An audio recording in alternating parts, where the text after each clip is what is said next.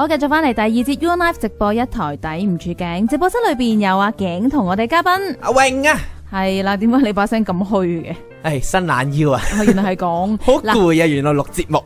阿榮咧就係一個隱稱啦。咁如果想知多啲咧，其實大家可以上網啊，使唔使我講解一下自己係個咩人？陳俊榮就會揾到佢古仔噶啦。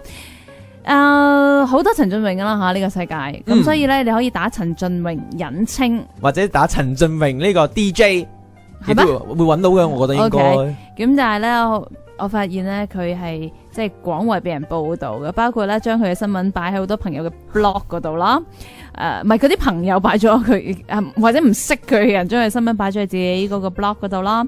亦都有好多論壇，包括即係各大啊、各小啊、甜啊、鹹啊嗰啲咧，我都見到佢單新聞嘅。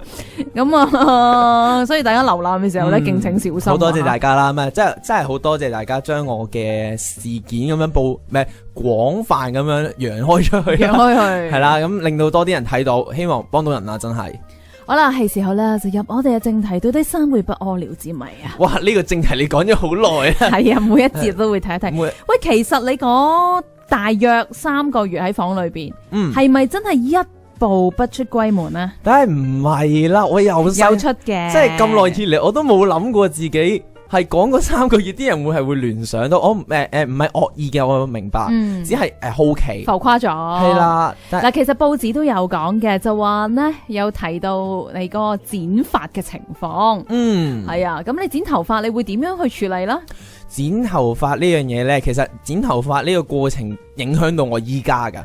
咦，講嚟聽下。係啊，係唔知係一種心理嘅問題啦。直至到依家，我都依然係。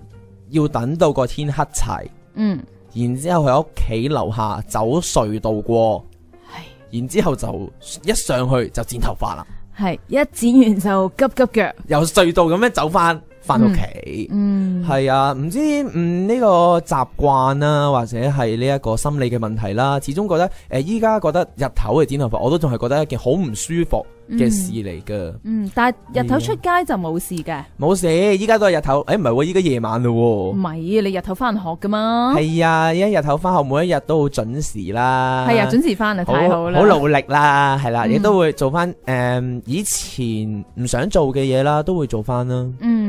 嗱，即係阿榮咧，第一節講咗句嘢好好嘅，就係我哋諗嘅嘢。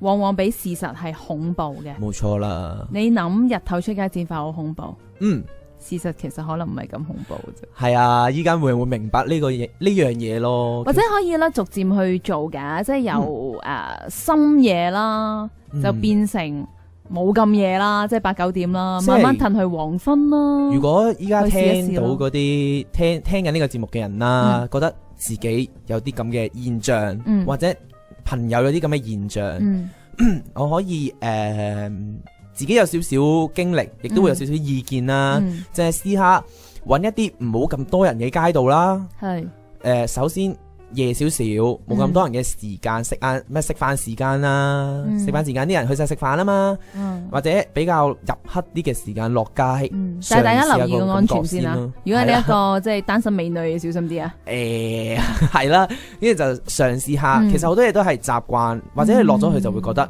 事實並唔係咁。